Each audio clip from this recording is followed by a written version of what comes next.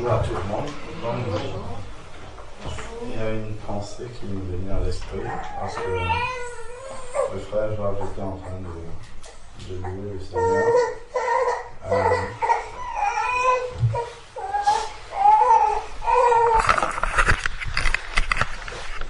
C'est une réflexion. S'il arrivait qu'il y ait une épidémie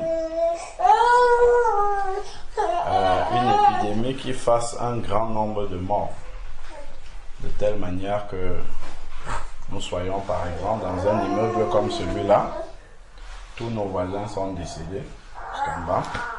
Quand nous traversons la route, nous voyons à peu près 1, 2, 3 personnes vivantes.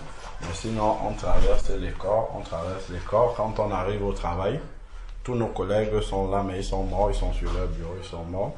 Nous esquivons, nous nous asseyons, nous prenons si c'est un ordinateur, si c'est, je sais pas, selon le métier qu'on fait, on travaille. Et ensuite, on peut même arriver chez nous, on a peut-être nos enfants ou notre épouse ou notre mari qui est mort, qui est là aussi. Et nous faisons nos activités quotidiennes. Est-ce que c'est de cette manière-là que nous allons réagir? Est-ce que nous allons faire nos activités habituelles au milieu de tous ces corps-là?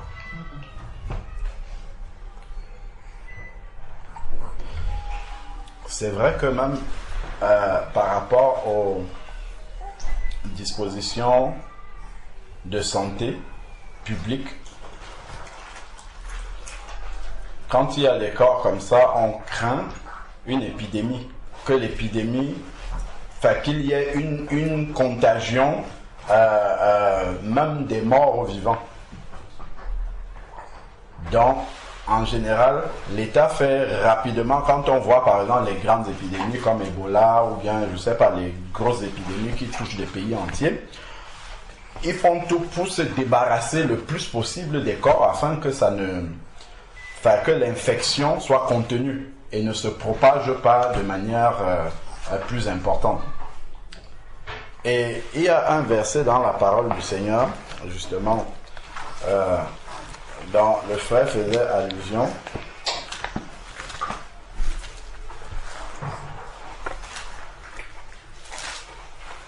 C'est dans Éphésiens chapitre 2.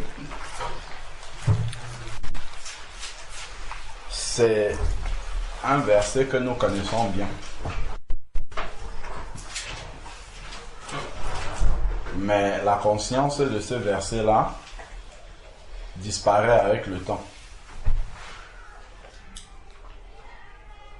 J'avais vu un reportage, peut-être certains d'entre vous ont vu, ça s'était passé au Cameroun. Il y a une famille qui s'était convertie. Bon, je ne sais pas, en tout cas, c'est d'après le reportage, cette famille-là s'était convertie à Jésus-Christ. Et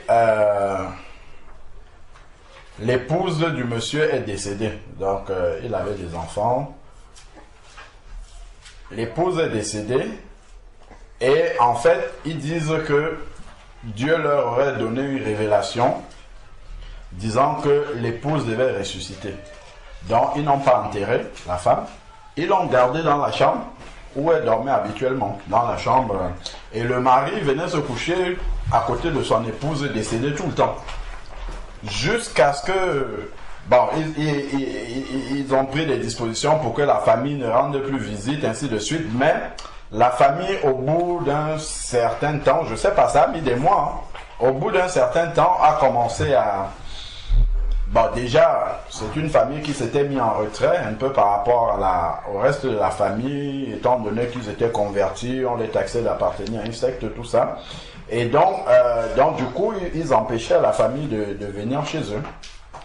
Mais le mari, les enfants, vivaient normalement dans la maison avec le corps de la maman qui était là. Ils ont vécu des mois comme ça. Et donc la famille, à un moment donné, les voisins ont commencé à soupçonner tout ça. Ils ont alerté la gendarmerie. La gendarmerie est venue, la télévision a filmé, c'est un reportage qui est passé à la télé. Voilà, la gendarmerie est venue Et le monsieur n'a pas nié, hein. Il a dit, oui, voilà, ben moi j'avais reçu du Seigneur que ma femme va ressusciter. Les enfants, si on dit pareil, on les a menottés, tous on les a amenés, on a sorti le corps, ainsi de suite, la gendarmerie était là. Ben, imaginez un peu un corps qui a fait des mois et des mois, hein. C'était là dans la maison. C'est impressionnant vraiment. Bon, donc il y a des gens qui ont vécu comme ça, mais quand on s'imagine un peu des personnes vivre comme ça n'a pas l'air d'être normal. C'est-à-dire quelqu'un qui est normal ne peut pas vivre comme ça de manière sans être gêné, même simplement par l'odeur, oui, oui. Sans être malade au bout d'un certain temps. Parce que contaminé par le corps est le centre de toutes les infections qui peuvent arriver et après ça se transmet au vivant. Donc la Bible dit ici dans Éphésiens chapitre 2 verset 1, il dit pour vous, vous étiez morts par vos fautes et vos péchés, point. Arrêtons-nous là d'abord et allons dans Genèse chapitre 2, verset 17. Genèse 2, verset 17. Le Seigneur donne un commandement à Adam, ici, au verset 15 déjà. Genèse 2, verset 15. L'Éternel Dieu prit l'homme et le plaça dans le jardin d'Éden pour le cultiver et pour le garder. L'Éternel Dieu donna ce commandement à l'homme: tu pourras manger de tous les arbres du jardin, mais tu ne mangeras pas de l'arbre de la connaissance du bien et du mal, car le jour où tu en mangeras, tu mourras. Donc nous savons que dès l'instant que Adam a mangé, la mort est entrée en lui, la mort physique, mais également la mort spirituelle, donc la séparation éternelle d'avec Dieu. Donc quand quelqu'un n'est pas converti à Jésus-Christ, quand il n'est pas réconcilié, comme on dit, à Jésus-Christ, Éphésiens 2 nous dit qu'il est mort pour Dieu. Il est mort, ça veut dire qu'il est séparé de Dieu. Son esprit ne communique pas avec Dieu. Donc il dit pour vous, vous étiez morts par vos fautes. Donc tant que nos péchés ne sont pas pardonnés, tant qu'on ne s'est pas repenti de nos péchés et qu'on a confessé Jésus-Christ comme notre Seigneur et Sauveur, qui est la vie, parce que Jésus-Christ a dit dans Jean 14, verset 6, « Je suis le chemin, la vérité et la vie. » Donc, si on n'a pas Jésus-Christ, ça veut dire qu'on n'a pas la vie.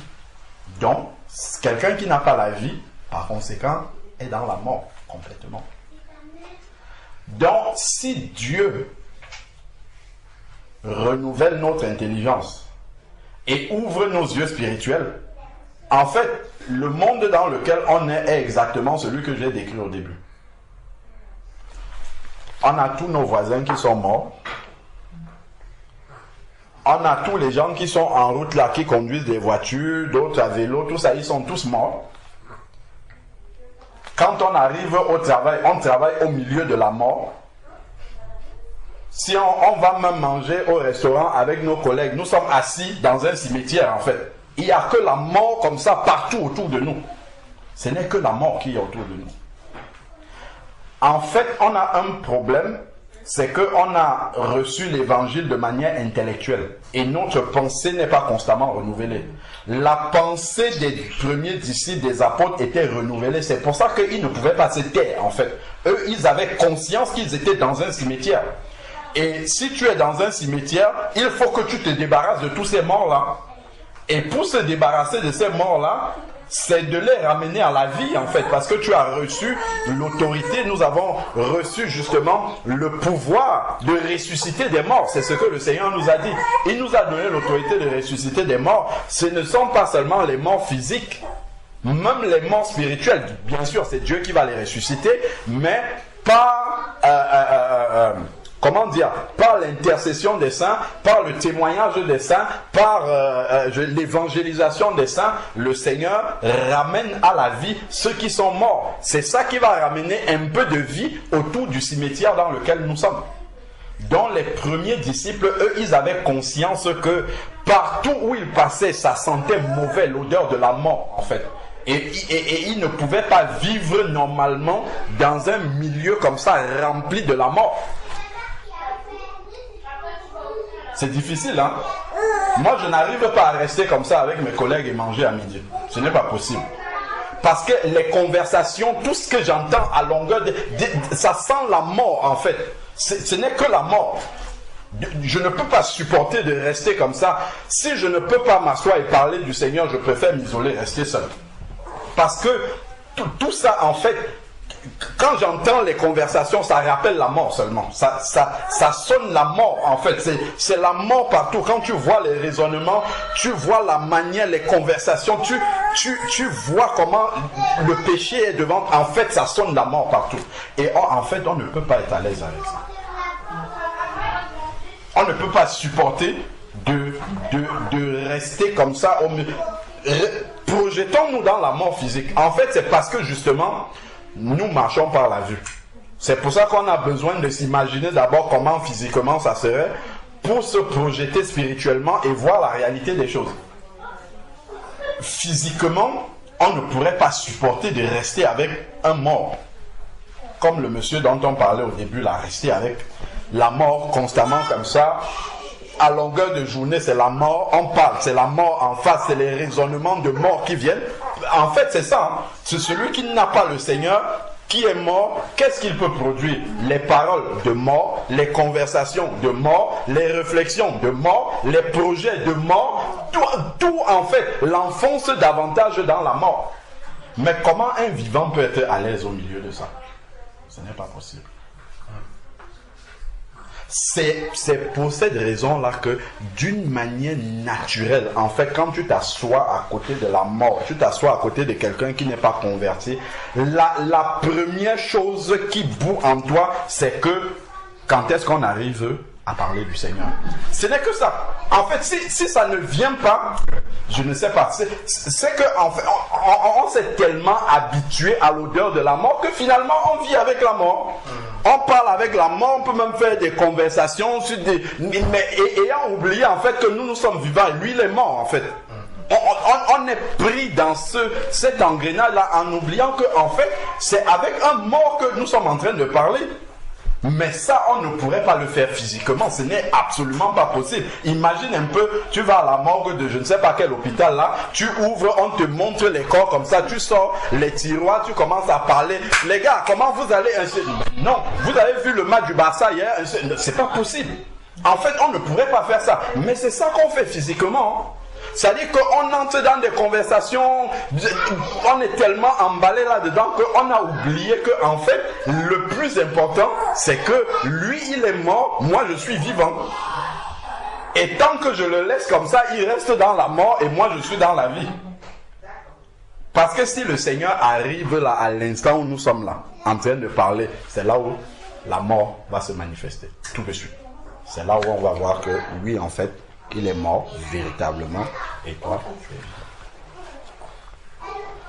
Si nous avions foi que nous avons l'autorité réellement de ressusciter les morts physiquement, qu'est-ce que nous ferions? On ferait le tour des hôpitaux. Vrai ou faux?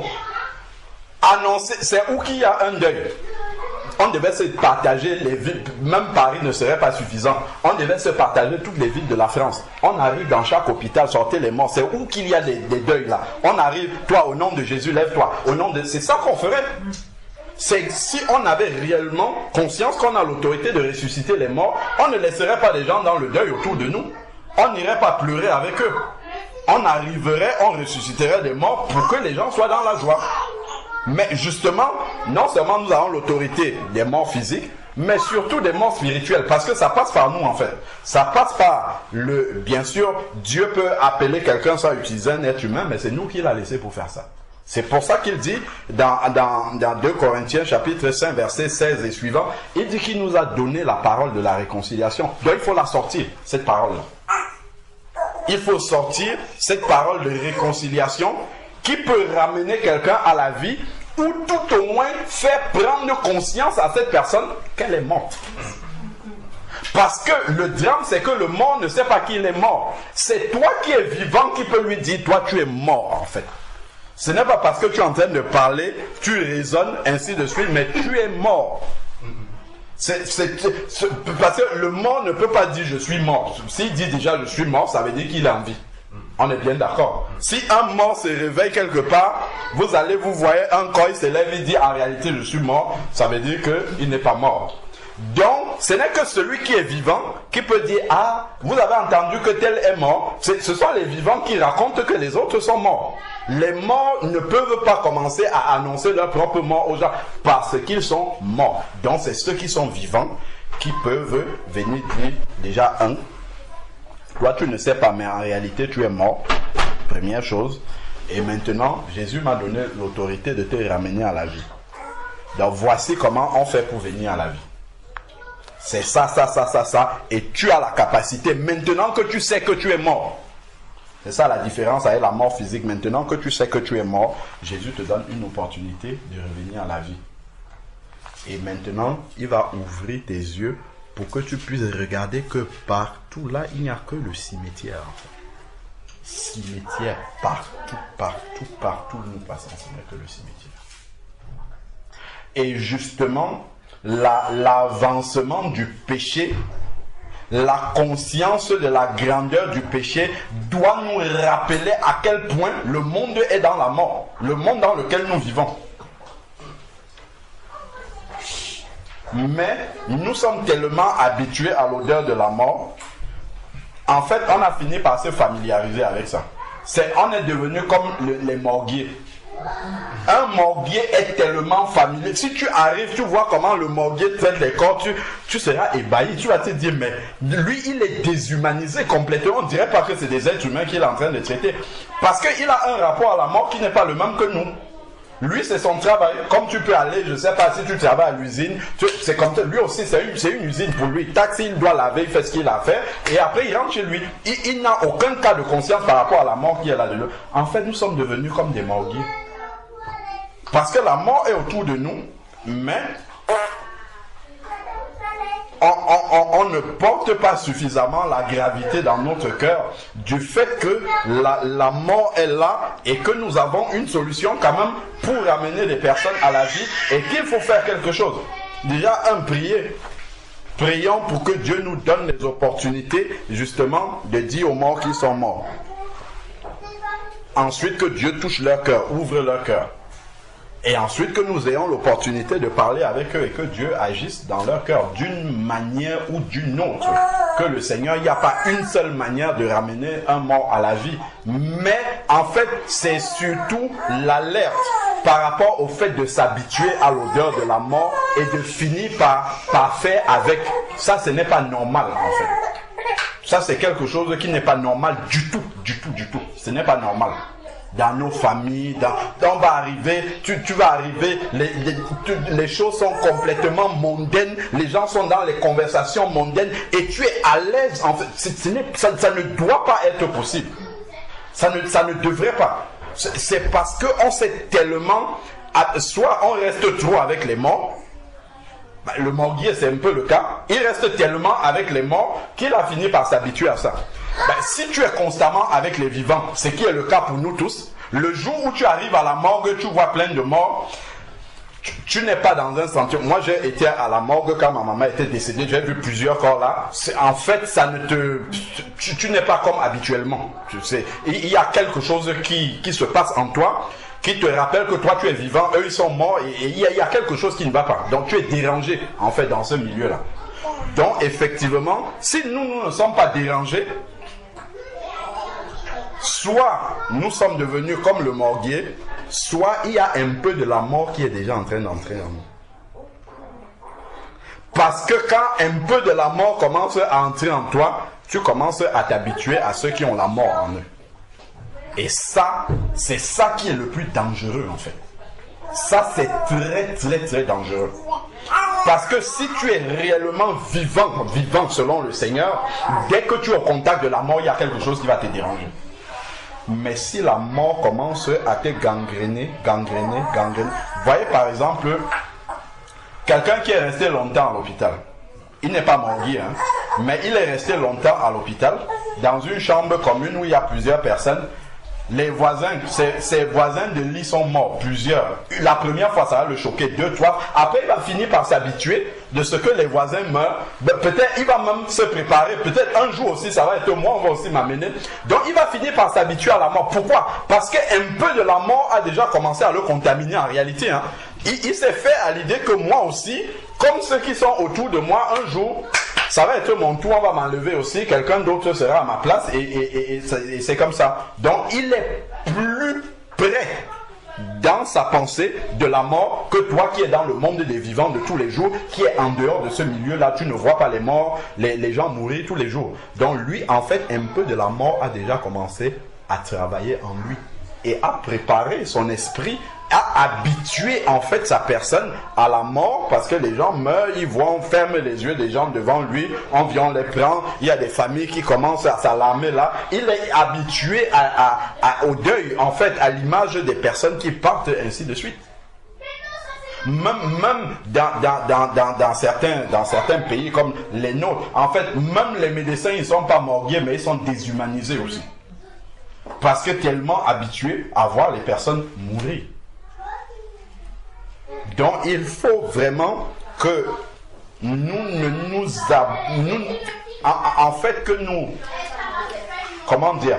que nous nous examinions régulièrement et que nous ne nous habituions pas à l'odeur de la mort.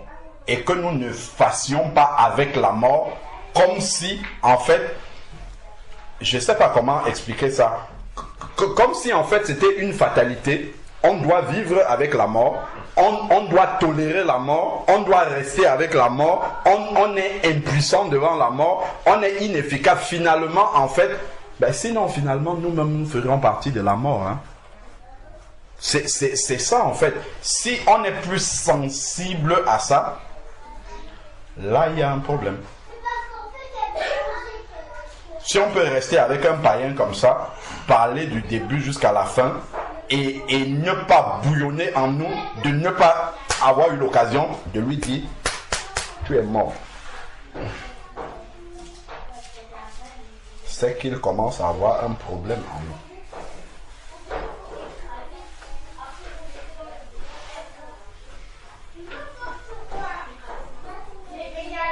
Parce que en fait il ne faudrait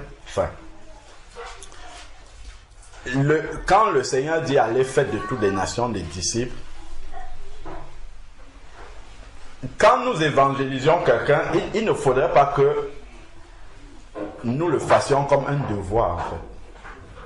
Comme étant en train d'obéir. C'est vrai qu'on est en train d'obéir à un commandement. Mais il faut que nous arrivions au stade de comprendre que c'est une urgence en fait. Comme celui qui est dans une épidémie où il n'y a que la mort partout en fait. Il le fait par instinct de survie parce que sinon la mort va l'attaquer lui aussi. Donc il faut qu'il ramène un peu de vie autour de. C'est pour ça qu'il va aller enterrer. On fait souvent les fosses communes. On enterre les gens en masse pour éviter que la mort continue à se répandre. Donc nous aussi, ça doit être dans cette optique-là en fait que nous apportons, nous essayons d'apporter la vie à ceux qui sont morts. C'est une question de santé publique, c'est une question de danger en fait, danger public. On doit se sentir en danger par rapport à la mort. Parce que si la mort continue à monter, si on n'est pas suffisamment vivant, la mort va nous atteindre nous aussi.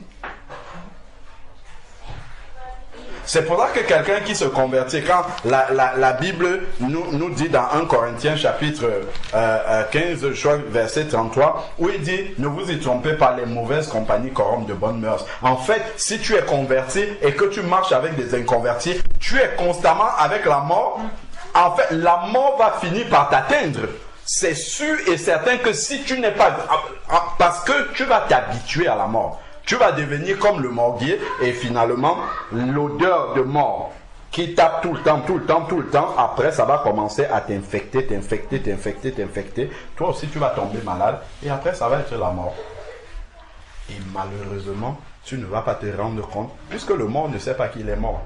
Tu ne vas pas te rendre compte que tu es passé de la vie à la mort. Comme le mort ne peut pas dire « Ah, je suis mort, je me souviens, c'est à tel moment que je suis mort. » Il ne sait pas.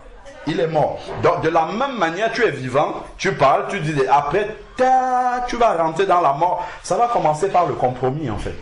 Tu es avec ceux qui ne donnent pas la lumière, ils n'ont que les ténèbres. Au début, comme toi, tu es vivant, ça c'est ténèbres. Ça c'est ténèbres, ça c'était... Oh, toi toujours, tu es en train de dire ceci, tu ne fais pas ceci, tu ne fais pas cela, tu te crois saint, tu te crois ceci, et puis tu commences à ramener, tu diminues le standard de sainteté parce que tu veux faire plaisir à tout le monde, tu diminues, et après finalement tu es dans la mort, tu fais la même chose que celui qui est mort.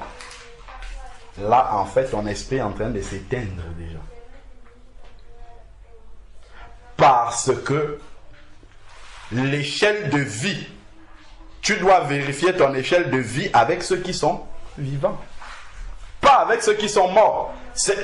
On compare l'état de santé de quelqu'un par rapport à quelqu'un qui est sain, en fait. C'est là qu'on voit que non, celui-là il est malade. Quand on compare sa santé avec quelqu'un qui est sain, on ne compare pas la santé de quelqu'un avec celui qui est malade. C'est avec celui qui est sain qu'on compare la santé. On dit non, il y a une différence entre celui-ci et celui qui est en santé, donc toi tu es malade. C'est comme ça qu'on décèle la maladie. Donc, nous aussi, nous devons faire vraiment attention à ne pas s'habituer comme ça à la mort parce qu'elle va nous attaquer. Le malin qui est le prince de la mort c'est travailler progressivement, tout doucement, jusqu'à ce que nous arrivions à une mort complète sans nous en rendre compte. Et là, il restera donc la forme extérieure de la piété dont parle Timothée. Il restera une apparence de piété, mais ce qui fait la force aura disparu. La vie de sainteté ne sera plus là. Elle ne sera plus là. Donc, c'est vraiment c'est un danger pour nous. Hein. On ne le voit pas si bien, mais c'est un danger pour nous d'avoir tellement de morts, d'être entouré tellement de la mort et de finir par s'habituer à ça. Il y a des expressions peut-être qui te choquaient quand tu entendais. Tu l'as tellement entendu que finalement ça ne dit plus rien à ton oreille. Ça commence comme ça, les paroles grossières. Tu l'as tellement entendu. Après un jour, ça va sortir de ta propre bouche. Tu seras tellement étonné au début. Si tu ne tues pas ça, après ça va commencer à sortir. Tac, tac, tac, tac. Si tu n'es pas au milieu des personnes qui peuvent dire, oula, ça c'est quoi qui sort de ta bouche là comme ça? Puis si tu es au milieu de la mort, pour eux ils sont habitués à ça, ça sort. Après, ça devient une habitude. Tu vas parler comme ça aux enfants. Tu vas parler comme ça dehors, à l'extérieur. Et puis, c'est parti. C'est comme ça que la mort commence à te gagner. Ça peut revêtir plusieurs sortes de formes, ainsi de suite.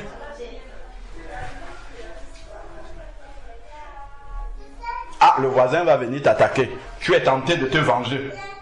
Si les pendules ne sont pas remis directement dans ton esprit, attention, un chrétien ne doit pas faire cela. Pourquoi tu me parles comme ça? Tac, il répond.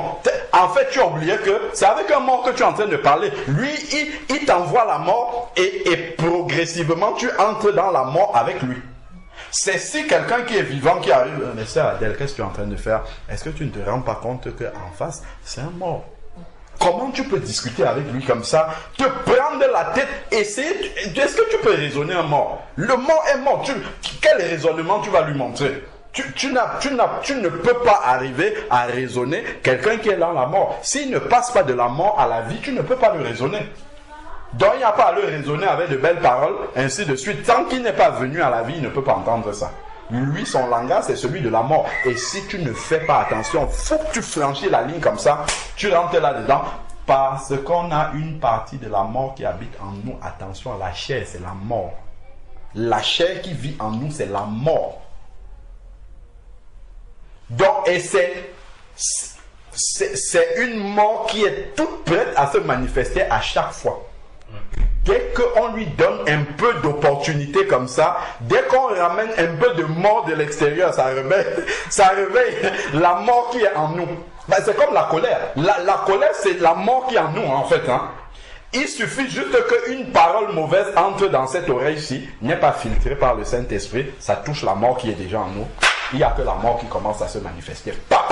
Ça sort. Et puis, on réagit dans la colère et ainsi de suite. Et là, la mort s'est exprimée clairement au travers de nous. Et c'est après, quand on vient s'asseoir, on dit, oula, qu'est-ce que je viens de faire?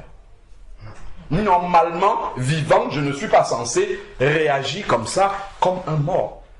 Étant dans la lumière, je ne suis pas censé réagir comme si tout était ténèbres et noir autour de moi. Moi, je vois quand même où je pose les pieds. Celui qui est dans la mort et qui est dans les ténèbres ne voit pas où il pose les pieds. C'est normal que quand il pose un pied comme ça, il cogne son pied, et il pose là-bas, c'est une pierre qu'il prend, il pose là-bas, il piétine quelqu'un. C'est normal parce que lui, il ne voit pas. Mais toi, est-ce que en voyant, tu peux passer, tu vois le pied de maman, tu piétines? Non, tu ne vas pas faire ça. Donc, vraiment, ce sont juste des petits, des petits parallèles entre la mort physique réelle et la mort spirituelle qui doivent nous aider, en fait, à chasser déjà, puisque nous voulons amener la vie là où il y a la mort, chasser la mort qui est en nous là. Laisser que la mort qui est en nous, parce que ça va rester là tant qu'on n'est pas ressuscité, que la mort reste morte en nous. Ne revienne jamais, n'essaye jamais de retrouver, lui rajouter, lui rappeler que, hey, toi là, reste là-bas. Si nous ne faisons pas ce travail-là, on va commencer à avancer du côté de la mort. Parce qu'il y a plus la mort autour de nous que la vie. En fait, c'est ça. Donc, on a plus tendance à basculer du côté de la mort que de rester du côté de la vie. Toute la vie que l'Esprit de Dieu nous conduit à avoir, c'est une vie à contre-courant par rapport à la société, par rapport à la famille, par rapport à tout ce qu'on a reçu avant. C'est à contre-courant, en fait. Et on a plus de vent contraire. En fait, nous, on avance dans le sens, il y a plus de vent contraire qui a tendance à nous ramener dans la mort. Donc, si un seul instant, on finit par s'habituer et à oublier que nous sommes vivants, c'est là où la mort va commencer à travailler en nous jusqu'à nous gagner, sachant que Satan, il est patient, il est bien patient. Il peut prendre un acquis que tu as déjà, une victoire que tu as déjà eue dans ta vie de sanctification. Il sait que celle-là n'est pas encore affermie en toi. Il commence à travailler dans ce domaine jusqu'à te faire perdre cette victoire. Petit à petit, il travaille jusqu'à ce que tu abandonnes une victoire que tu avais déjà. Ce n'est jamais gagné. Jamais. Il faut conserver, je ne sais pas moi, et il y a plusieurs choses que nous travaillons de notre ancienne vie. Si tu as déjà acquis une victoire, il faut rester, il faut veiller à garder cette victoire-là, que cette victoire-là, tu ne la perdes plus. Parce que quand tu perds une victoire de sanctification que tu as déjà eue, en fait, c'est la mort qui augmente en toi. Et Satan se réjouit. Donc, c'est important de rester vigilant par rapport à tout ça. C'est un peu abstrait, mais c'est très concret ce que nous sommes en train de faire. C'est très très concret. Parce que au quotidien, nous sommes en communion avec la mort. Donc il faudrait que nous puissions rester vigilants et ne pas commencer à accepter les raisonnements de la mort, les pensées de la mort, les attitudes de la mort, les habitudes de la mort.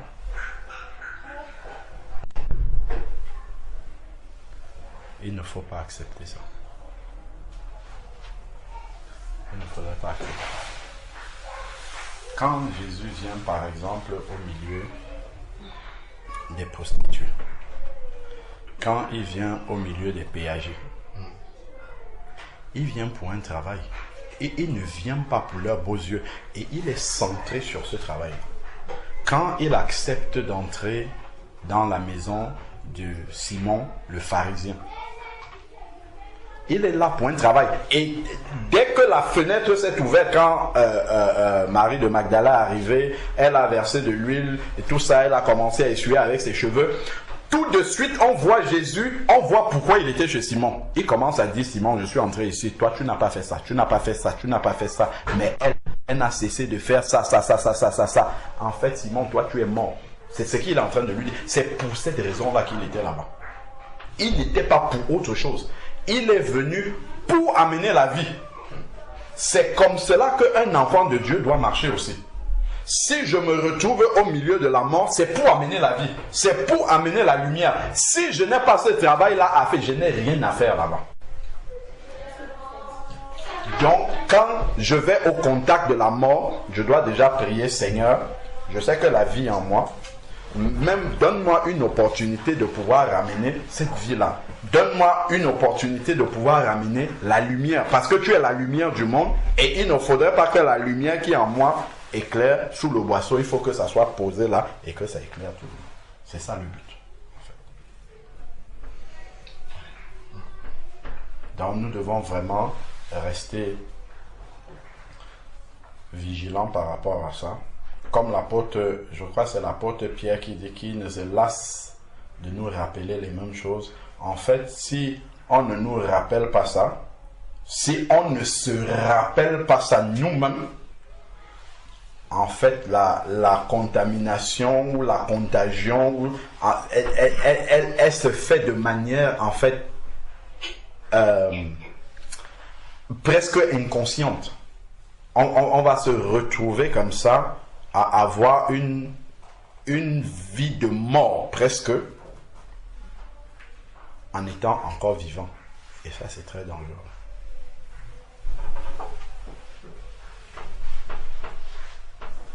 Amen. Est-ce que quelqu'un a un complément à apporter?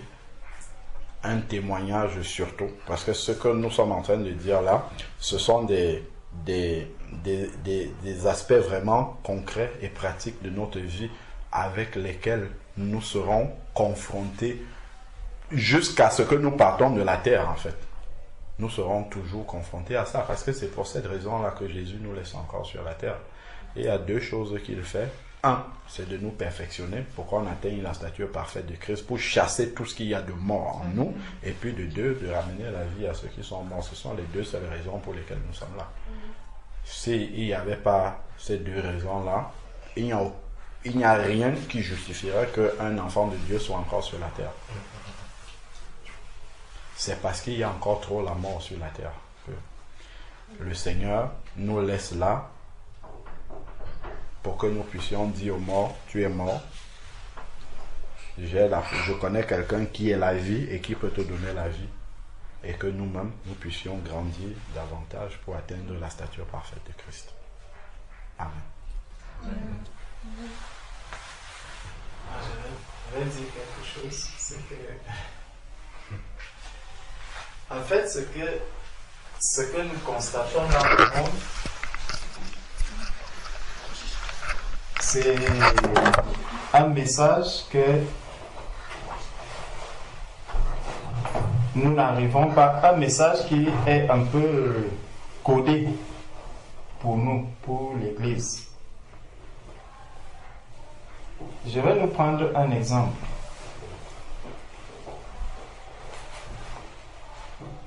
Lorsque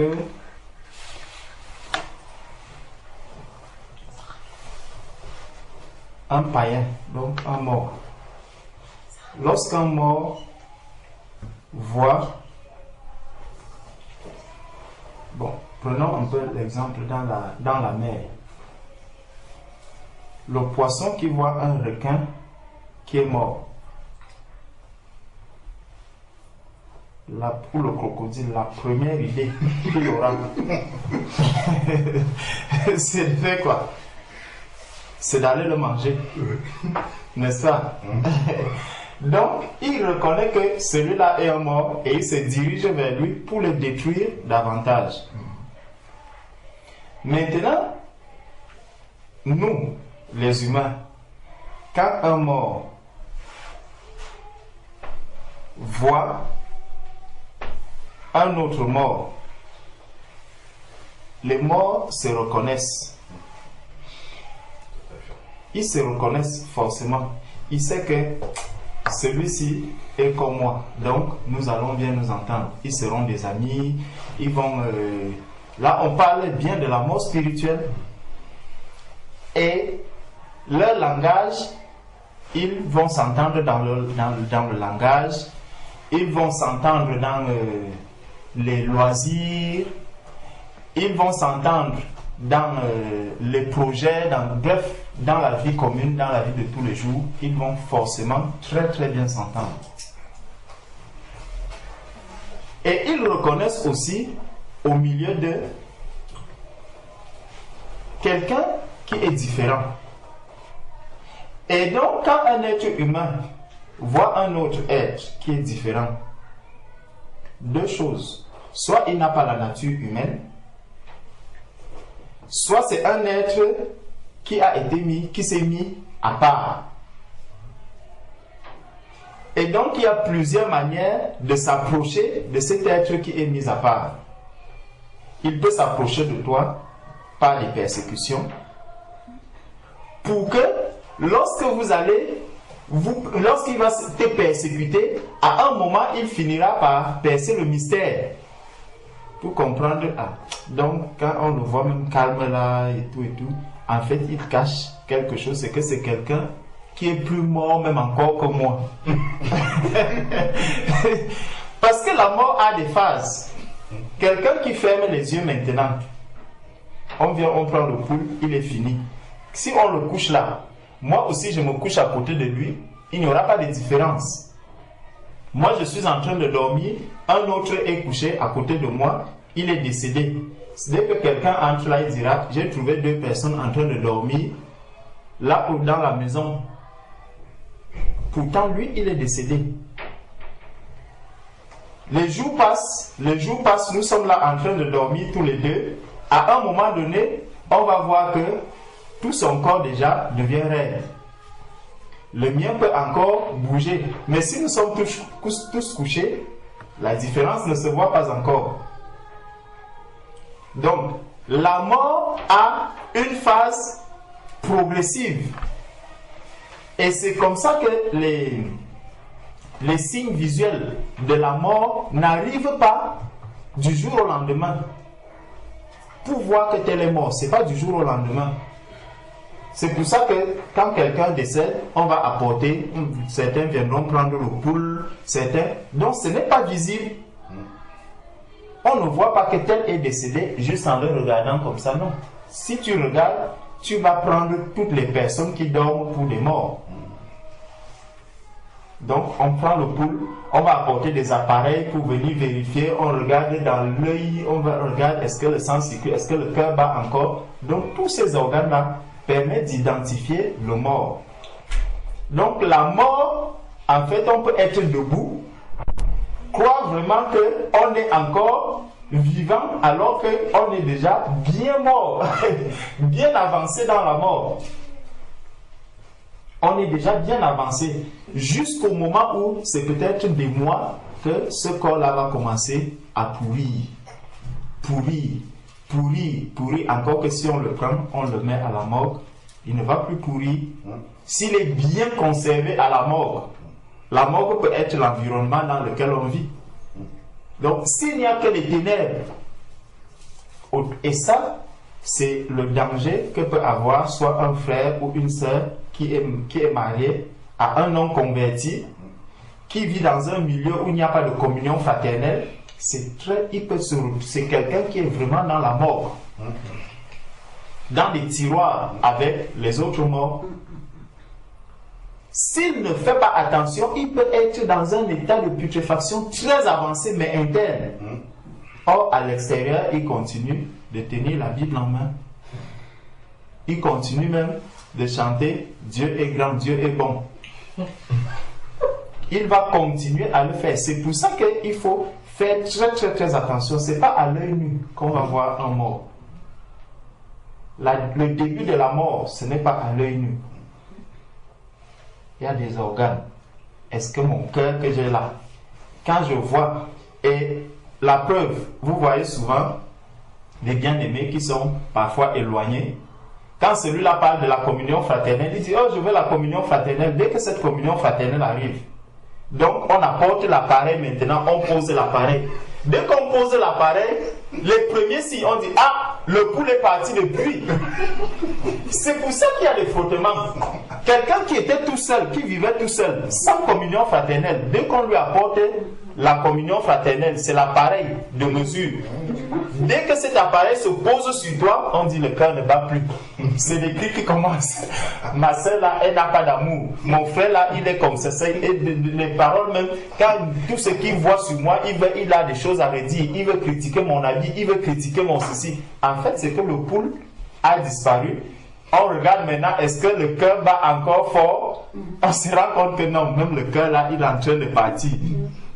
C'est ça réellement le danger de vivre seul sans communion fraternelle.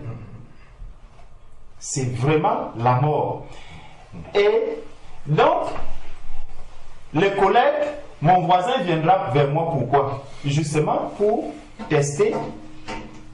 Pour tester, est-ce que le pouls là, est-ce qu'il est encore bon? Il est encore bon ou pas? Tu vois, on voit le pouls commence à baisser. Dès qu'il pose. Mais qu'est-ce qu'il y a? Tu viens ouvrir, tu viens toquer à la porte de qui? Tu viens me parler même devant. En fait, le voisin se rend compte qu'effectivement, là, le pouls est en train de baisser. Et il faut que soit j'apporte maintenant le formol pour achever une fois. Parce que là, il va apporter quelque chose qui va encore te faire plus mal. On va casser la voiture. On casse la voiture, on voit comment tu vas réagir. Après, on va venir dans la nuit. Oui, il injecte le formol à des doses différentes. Il met un petit formol, il regarde. Est-ce qu'elle réagit encore? Oui, elle réagit encore. Il appuie encore le formol.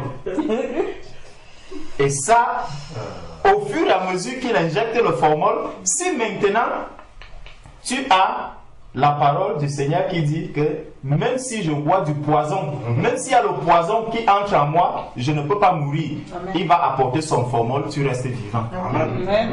Tu apportes le formol, il reste, il dose. Tu es toujours vivant. Pourquoi? Parce que j'ai gardé la parole du Seigneur en moi. Je ne vis plus parce qu'il me voit, mais c'est spirituellement que je suis en train de vivre.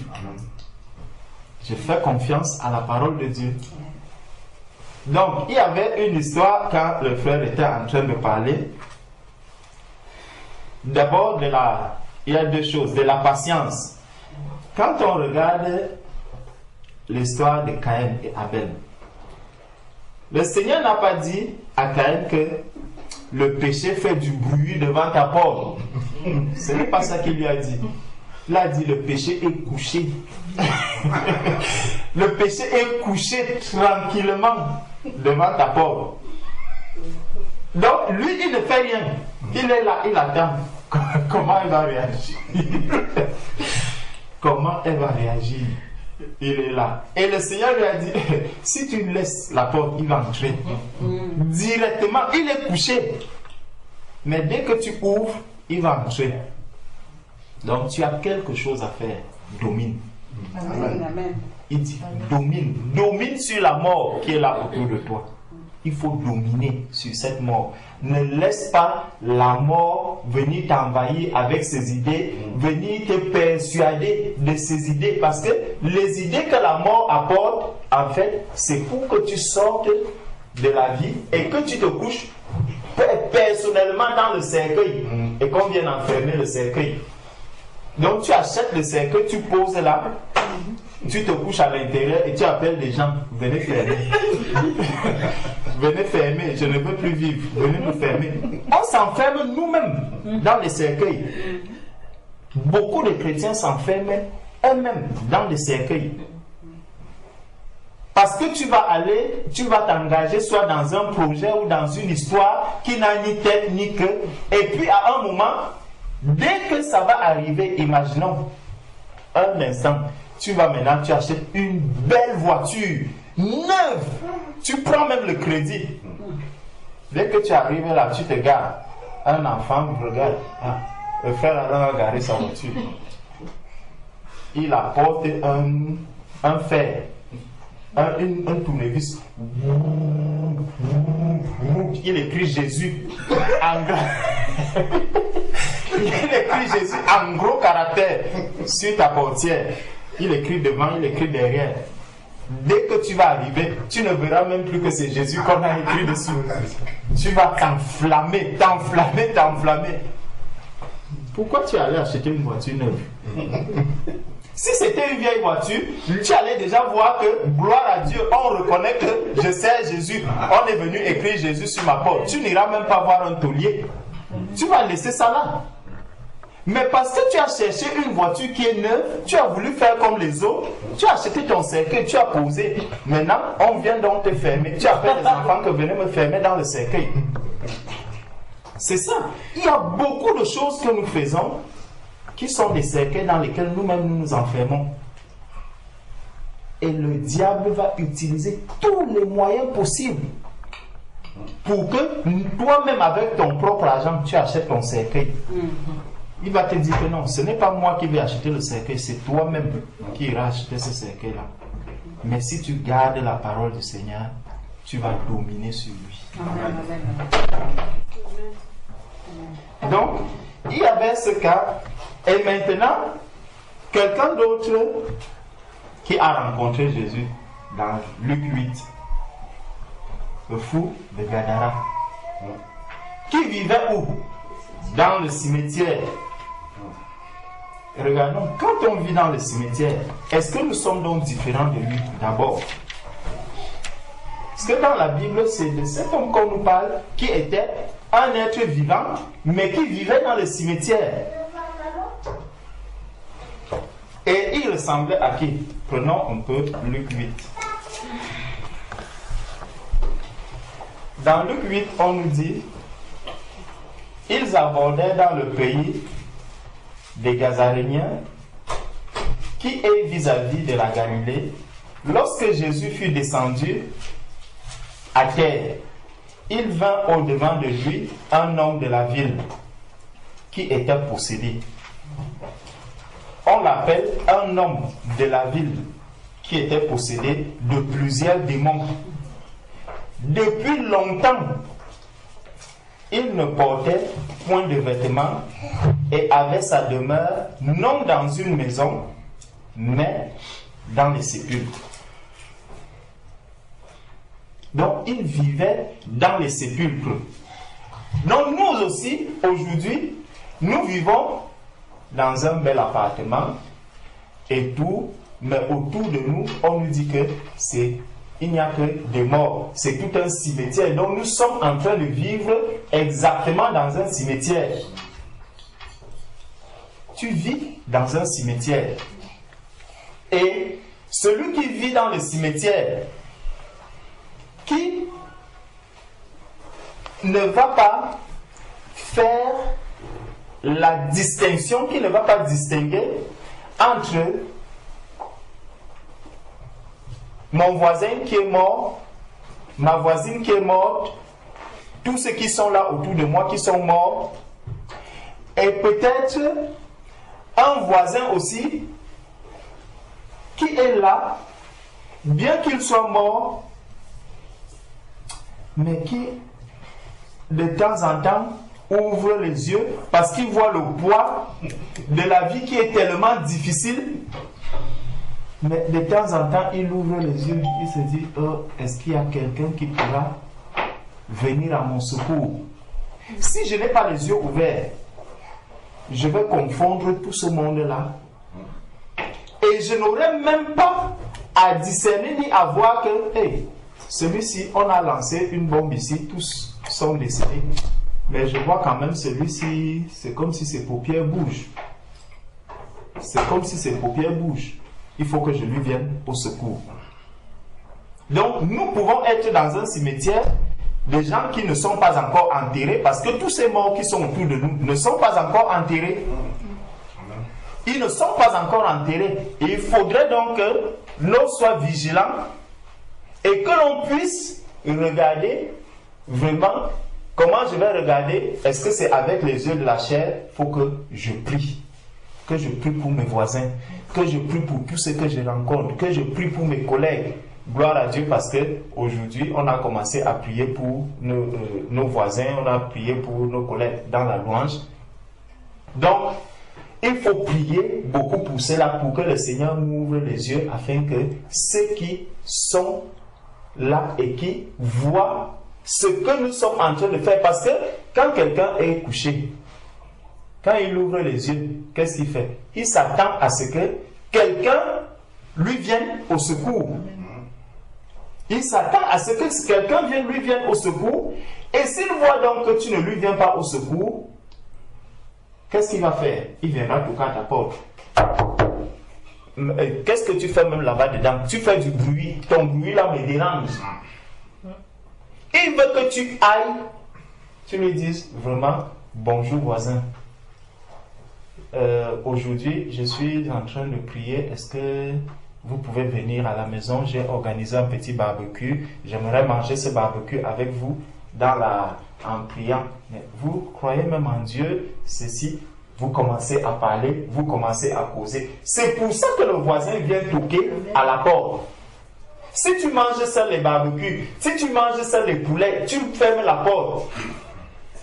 Et quand il n'entend que des sons, parfois il entend le tam-tam qui tombe, il va dire, mais bon, ceux-ci, ils mangent tous les dimanches.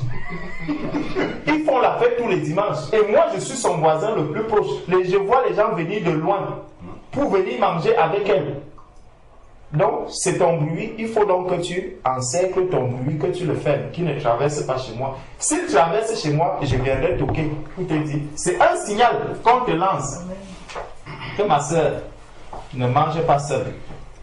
Ne mange pas seule. Pense à moi, je suis à côté. Donc, comme toi, tes oreilles ne sont pas ouvertes, il viendra donc devant pour toquer, pour que tu lui ouvres et qu'il entre. Amen.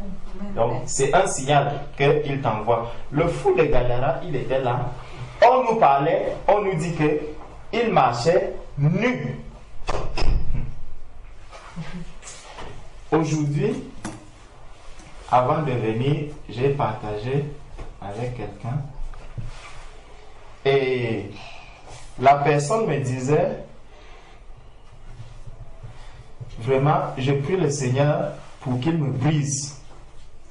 Mais quand je regarde ma vie, il n'y a que des problèmes qui arrivent. Il n'y a que des problèmes, vraiment.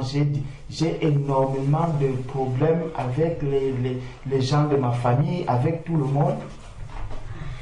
Je lui ai demandé, tu pries que le Seigneur te brise? Nous aussi, c'est ce que nous disons souvent. Seigneur, brise-moi. Et il y a un exemple qui m'est venu. C'est un plat. Si je prends un plat, le plat tombe à terre, qu'est-ce qu'il fait? Il est brisé. Est-ce que ce plat brisé est encore bon pour les humains? Hein? Non. Le plat brisé n'est plus bon pour les humains. Il doit être à la poubelle. Comment donc voulez-vous que je prie que Seigneur brise-moi, brise-moi, brise-moi, et que ma famille qui est du monde vienne encore vers moi? Ce n'est plus possible. Je dois être rejeté. C'est la norme des choses. Ça veut dire que la prière que j'envoie au Seigneur est exaucée. Amen. Donc nous prions souvent sans savoir vraiment le résultat qui suit ce que je demande. Seigneur, viens me briser. Est-ce que le Seigneur va casser ces os? Non. Ce n'est pas les os qu'il va casser. Il va vraiment te briser pour que le monde ne voit plus ce qui est en toi. Tu seras inutile pour le monde. Amen. Amen. Amen. Le monde ne peut plus considérer qui est-ce que tu es. Amen. Tu n'as plus de valeur pour le monde. Amen. Tu n'es bonne que pour la poubelle. Ouais.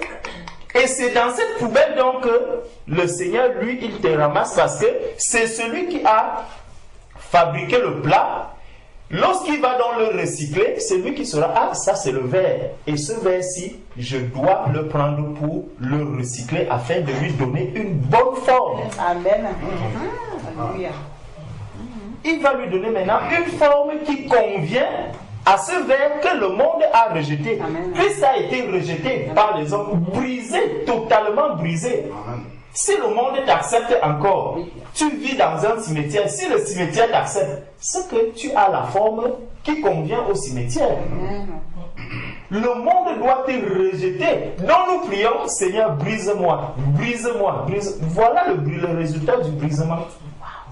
Tu es brisé et tu es rejeté par le monde. Amen. Ta femme te rejette, tes enfants te rejettent, tes parents te rejettent. Tu ne sers plus à rien. Un plat brisé ne sert plus absolument. Au contraire, on va le ramasser, on va commencer peut-être à tracer des choses pour couper. Ce n'est pas le but pour lequel le plat a été fabriqué. Donc tu as changé de nature.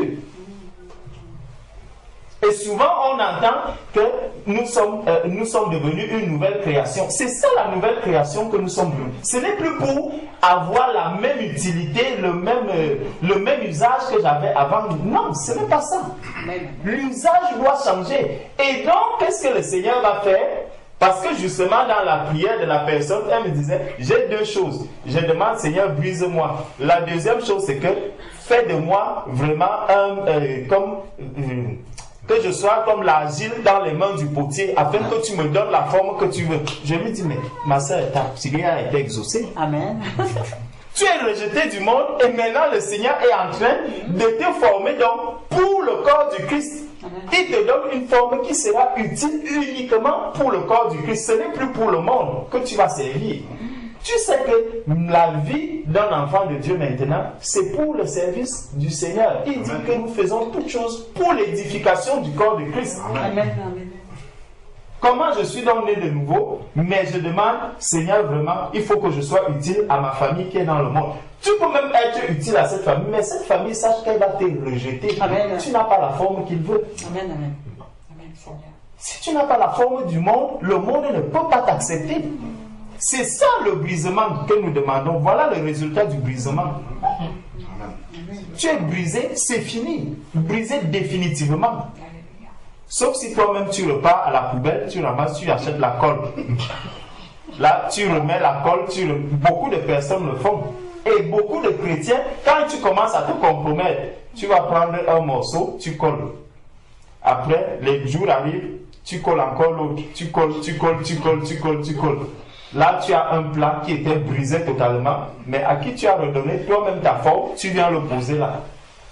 Mais sauf que partout où tu vas, quand les gens entrent, on saura que ça, ce n'est pas la forme que ce plat-ci avait normalement. Même si tu es devenu païen comment, il y a toujours quelque chose qui va montrer que celui-ci a quand même connu Christ. Parce que le Saint-Esprit, à certains moments, il va toujours te rappeler que tu as quitté quand même la forme que tu avais. Tu as quitté la forme que tu avais. Mais le plat ne va pas partir de là tout seul. Non. Il faut que toi-même tu reconnaisses que non, vraiment ce plat, je l'ai perdu. Il n'est plus utile pour ce qu'il avait, pour la raison pour laquelle il est arrivé dans cette maison. Donc, sa place maintenant, c'est à la poubelle. Acceptons d'être brisés. Acceptons d'être vraiment brisés pour que le Seigneur vienne recycler, qu'il donne la forme qu'il veut pour chacun de nous, pour notre vie. Donc, le fou de Gadara, c'était une parenthèse. Amen. Amen. Le fou de Gadara était donc là, et on nous dit que depuis longtemps, il ne portait point de vêtements et avait sa demeure non dans une maison, mais dans les sépulcres. Ayant vu Jésus, il poussa un cri. Nous sommes les représentants de Christ sur la terre. Nous sommes les représentants de Christ sur la terre. Donc, quelqu'un qui est là autour de nous, qui ne voit pas la lumière, qui ne connaît pas la lumière, c'est normal qu'il pousse des cris. C'est pour ça que tout ce que vous entendez là aujourd'hui, oh, on est allé, on a créé une nouvelle boîte de nuit là-bas, on a fait ceci, les gens sont en train de danser, ils font tout. Tout est transformé aujourd'hui en bruit. Tout est transformé aujourd'hui en bruit. Et c'est ce qui tue maintenant qui n'a plus de bruit. Quand tu vois la voiture n'a plus de bruit aujourd'hui.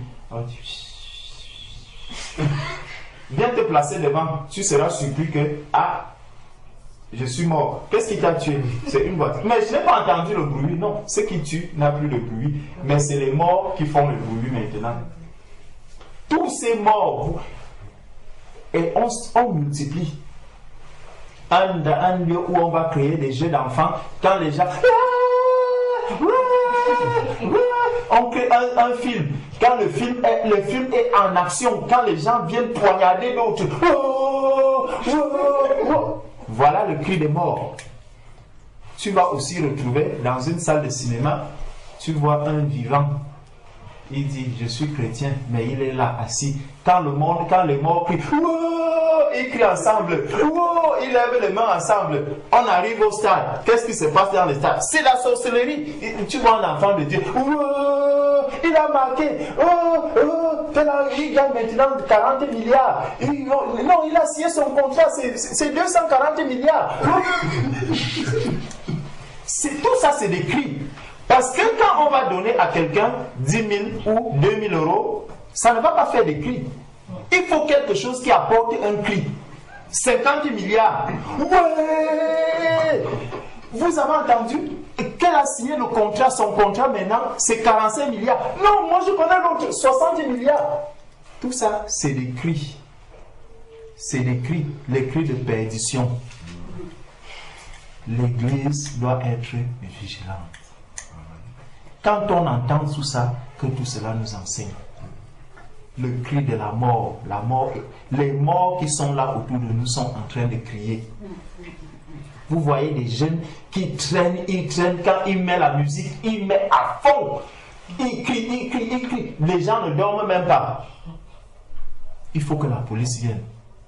Et quand la police arrive, ils vont encore crier, les insulter et tout. Ça, c'est des cris des morts. Vous voyez vraiment un enfant de Dieu se mettre à crier de la sorte? Non. Le cri de la mort se fait entendre dans les oreilles. Est-ce que les enfants de Dieu vont rester indifférents? Combien nous prions pour ces personnes? Combien nous prions pour ces jeunes? Combien nous prions pour toutes ces personnes qui vont dans les boîtes de nuit, qui font ceci, dans les salles de cinéma, dans les salles de spectacle. Quand vous entendez à un jour, oh, le stade s'est écoulé à tel endroit, il y a des centaines de morts. Qui en a gagné? Le diable a précipité des personnes. Si l'Église ne prie pas, si l'Église ne fléchit pas les genoux, on va faire comment? Toutes ces personnes, toutes ces âmes, elles vont périr et sous nos yeux. Donc, on nous dit, ayant vu Jésus, il poussa un cri, se jeta à ses pieds et dit d'une voix forte, qu'y a-t-il entre moi et toi, Jésus, Fils du Dieu très haut?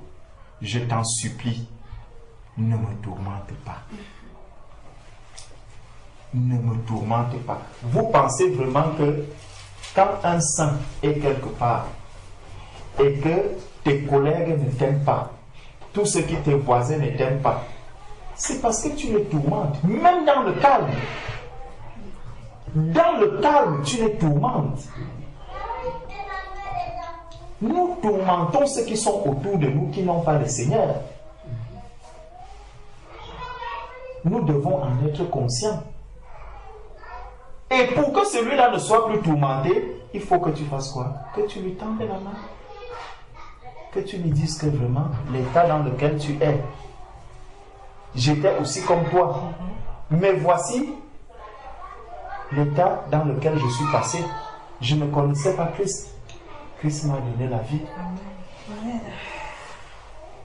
au moins celui-là, toi-même tu verras que dans son état de tourment, s'il refuse de t'entendre, il va commencer maintenant à te fuir. Il ne va plus venir te tourmenter toi, mais il va fuir. Il va prendre son chemin. Quand il te voit arriver, non, il prend son chemin. Celui-ci, non, lui il parle toujours de Dieu. Je ne veux plus me mettre. Voilà comment nous avons la paix. Tu es en paix parce que tu sais que je lui ai montré la vérité. Il a refusé cette vérité. Et là, il commence à fuir. Il fuit la vérité. Donc, les morts qui sont autour de nous sont tourmentés par notre présence. Voilà quelqu'un qui a vécu dans le cimetière avec les morts, mais malgré le fait qu'il y avait des démons et tout, il n'a pas supporté. Il n'a pas du tout supporté le cimetière. Les cimetières que nous aimons aujourd'hui, nous plaisons dans les cimetières. Voici quelqu'un nous dit qu'il avait des démons sur lui. Le cimetière, il a compris que ce n'est pas l'endroit dans lequel un enfant de Dieu doit rester. Une créature, parce qu'il n'est pas encore enfant de Dieu, une créature ne doit pas rester dans le cimetière. Les enfants de Dieu, aujourd'hui, nous commençons à nous plaire dans ces cimetières. Donc, il crie d'une voix forte. Qu'y a-t-il entre moi et toi, Jésus, Fils de Dieu très haut? Je t'en supplie, ne me tourmente pas. Car Jésus commandait à l'esprit impur de sortir de cet homme dont il s'était emparé depuis longtemps. Jésus demande à l'esprit impur de sortir de cet homme. Cet homme qui n'avait pas le Seigneur, il y avait l'esprit impur en lui. Je suis étonné qu'aujourd'hui, dans la vie d'un enfant de Dieu, le corps d'un enfant de Dieu, qu'on me dise aussi qu'il y a un esprit impur à l'intérieur. C'est impressionnant. Quelqu'un qui vit. Et c'est tout ça pourquoi? Parce qu'on s'habitue à la mort. Et les choses de la mort nous affectionnent même déjà. Nous commençons à nous affectionner de ces choses de la mort. C'est pour ça que quand je vois quelqu'un qui est mort, je vois les vêtements. Regardez un peu quand on enterre le mort maintenant. Qu'est-ce qu'on va aller? On va lui acheter un beau costume, une belle chemise, cher, bien cher, des belles chaussettes, des beaux gants. C'est des choses que les vivants font quoi? Convoitent. Nous convoitons ces choses. Quand tu arrives, vraiment, il était bien habillé. Hein? Il était chèrement, on l'a enterré cher. Vraiment, c'est vraiment, je vous assure, sa famille, et il lui a manifesté vraiment beaucoup d'amour. Hein? Sa famille lui a manifesté beaucoup d'amour. Il a été enterré comme un président. Mais nous oublions une chose. Dès qu'on ferme ce cercueil, tout ce qu'il portait là-dedans n'a plus de valeur. C'est dans la terre. Aujourd'hui, quand on voit quelqu'un qui n'a pas Christ, il a des démons, comme on nous dit ici. On vient aussi aujourd'hui me dire que, enfant de Dieu, le temple du Saint-Esprit, je dois aussi m'habiller de ces démons. Je dois aussi porter des démons en moi. Quel rapport est-ce qu'il y a entre un mort et moi?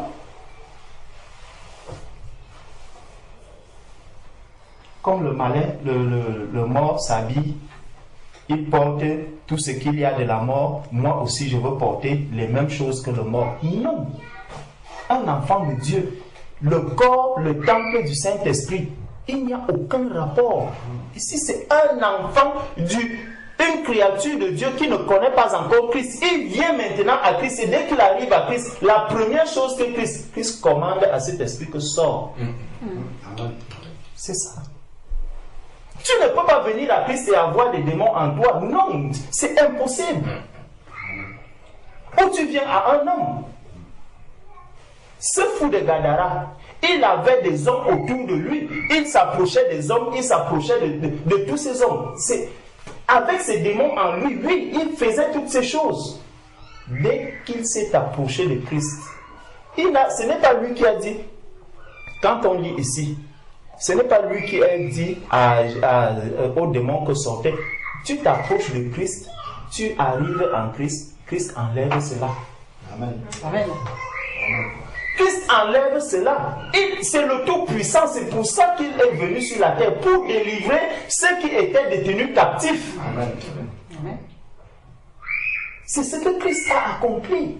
C'est pour ça que Christ est venu sur la terre. Il n'y avait pas un homme capable d'opérer ce miracle, de faire de tels miracles dans la vie des humains. C'est pour ça que Christ est venu dans la force, la puissance pour délivrer les captifs.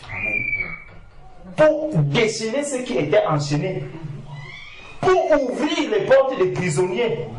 C'est ce que Christ est venu faire sur la terre.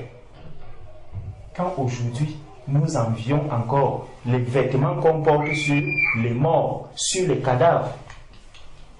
On met un costume sur le cadavre. Moi aussi, je commence à dire que je peux même porter ce même costume. Moi aussi, je peux même porter cette... Aujourd'hui, les humains, ils ont des démons sur eux. Les enfants de Dieu aussi disent, moi aussi, je suis même possédé. Moi aussi, j'ai été même possédé. Moi aussi, je suis lié. Moi aussi, toutes ces choses-là. Non, laissons ça. L'œuvre de Christ, quand on s'approche de Christ, voici comment Christ agit. Car Jésus commandait à l'esprit impur de sortir de cet homme dont il s'était emparé depuis longtemps et le gardait lié de chaînes et les fers aux pieds. Mais il rompait les liens et il était entraîné par le démon dans le désert. Jésus lui demanda, quel est ton nom? Légion, répondit-il, car plusieurs démons étaient entrés en lui. Et il priait instamment Jésus de ne pas leur ordonner d'aller dans l'abîme. Il y avait là, dans la montagne, un grand troupeau de puceaux qui paissaient. Et les démons supplièrent Jésus de leur permettre d'entrer dans ces troupeaux. Il le leur permit. Ce n'est pas dans quelqu'un qui s'est approché de Jésus qu'un démon peut encore rester. Non. C'est dans les animaux. Ça, eux peuvent encore recevoir. L'enfant de Dieu n'est pas un animal. Nous sommes le corps et le temple du Saint-Esprit. Il faudrait que le Seigneur nous ouvre, qu'il nous révèle davantage ce qui a été accompli à la croix. Qu'il nous révèle davantage ce que Christ est venu faire sur la terre. Ce n'est pas une œuvre inachevée. Il a dit, tout est accompli. Tout est accompli. Restons spirituels. Marchons par l'Esprit. Agissons par l'Esprit. Faisons tout par l'Esprit. Et le Seigneur lui-même nous aidera à arriver jusqu'au bout. Soyez bénis. Amen.